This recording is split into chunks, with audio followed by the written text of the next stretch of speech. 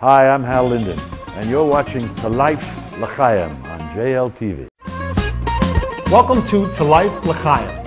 I'm your host, Lee Lazerson. This is very exciting. We are here with Hal Linden, star of stage and screen. We're honored to have Professor Alan Dershowitz, Congressman Ron Klein of Florida's Congressional District 22. Lieutenant Colonel West, thank you very much for joining us on L'Chaim. With us in the studio today is Congresswoman Debbie Wasserman-Schultz of Florida's Congressional District 20.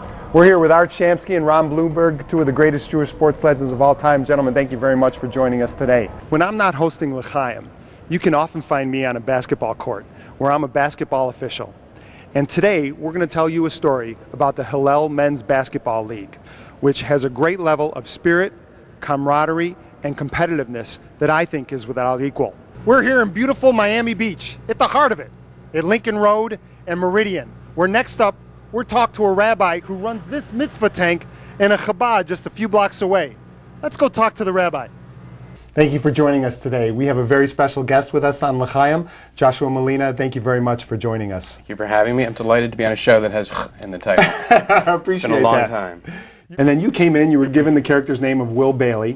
And so was that a choice by Aaron Sorkin to not make you so Jewish? Actually, that's very, very perceptive of you, because I came onto the show in the 4th season when Rob Lowe decided to leave. It appears that in Hollywood there's a pro-Palestinian push, not a pro-Israel push. Right. Look, and my feeling is, I'm not anti-Palestinian. If you don't mind me pushing you just a little go bit. for it. I'm curious as to what your opinion would be of actors like Danny Glover and Sean Penn, who so actively support dictators, if you will, like Hugo Chavez, which in turn supports, someone like Ahmadinejad.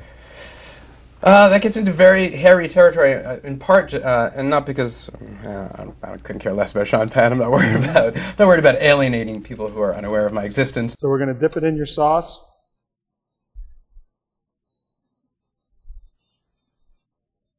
Oh man, that sauce. It's a 3-ingredient sauce, so it's simple to make. Now, if I was at home, I would double overpowering. dip this. But if I'm around a table with friends, I won't. So I'm not gonna. But that is really good. In 1969, during the Miracle Mets year, you made a big decision not to play on Yom Kippur, and I know you just alluded to it, but that still lives today. Well, it was a tough decision for me because we were in the middle of a pennant race for a team that never had been in a pennant race before. Do you believe that Jerusalem could be divided? I don't think that Jerusalem should be divided. Colonel West, some people in the blogosphere, I'm sure you're aware, say that your views as it pertains to Islam are on the extreme. How do you respond to that? Well, I'm extremely devoted to my country. In some of the background that I've read on Chabad, it talks about mind over emotion. Correct. And to me, in the conversations that we've had, there's this wonderful spiritual aspect to Chabad.